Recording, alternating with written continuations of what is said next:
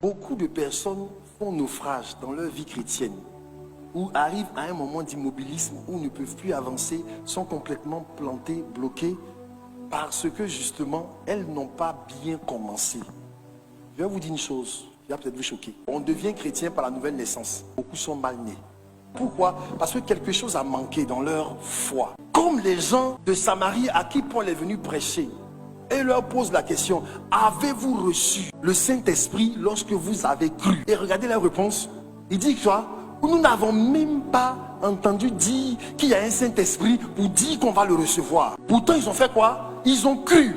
Regardez quelque chose aussi fondamental, que la présence du Saint-Esprit ne leur a pas été enseignée au moment où ils donnaient leur vie au Seigneur. Ça veut donc dire que la semence qui les a engendrés était amputée d'un élément essentiel pour les rendre viables.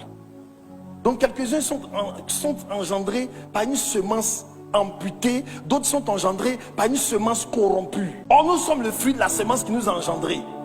Donc l'évangile qui t'a engendré va déterminer comment tu vas vivre ta vie chrétienne. Beaucoup sont nés avec un évangile amputé. On leur a jamais dit que c'est par beaucoup de tribulations qu'il faut entrer dans le royaume.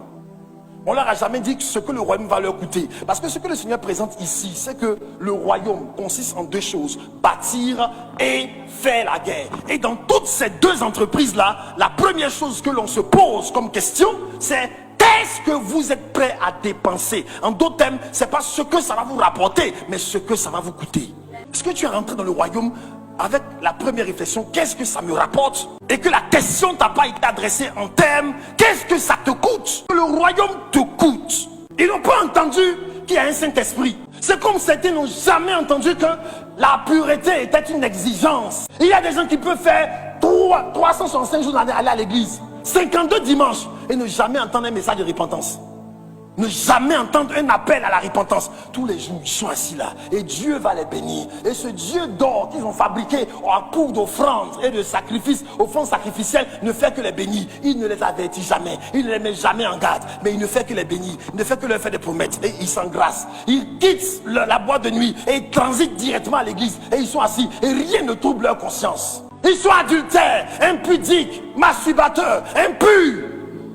Et ils prennent le micro. Et ils parlent en langue. Et ils prétendent servir Dieu. Il y a une vaste comédie spirituelle. Une vaste comédie spirituelle. Des acteurs. La vérité a disparu. Si quelqu'un veut venir, je ne recherche pas la foule. Je cherche des gens qui comprennent ce que ça va leur coûter. Si tu n'es pas né dans un contexte où on t'a fait comprendre ce que ça va te coûter. Parce que ceux qui souffrent, donc quoi que ce soit que vous imaginiez, sont les gens qui n'ont jamais anticipé la souffrance qui était contenue dans ce qu'ils étaient en train de faire. Les gens qui sont les premiers à vouloir dire, j'ai fui le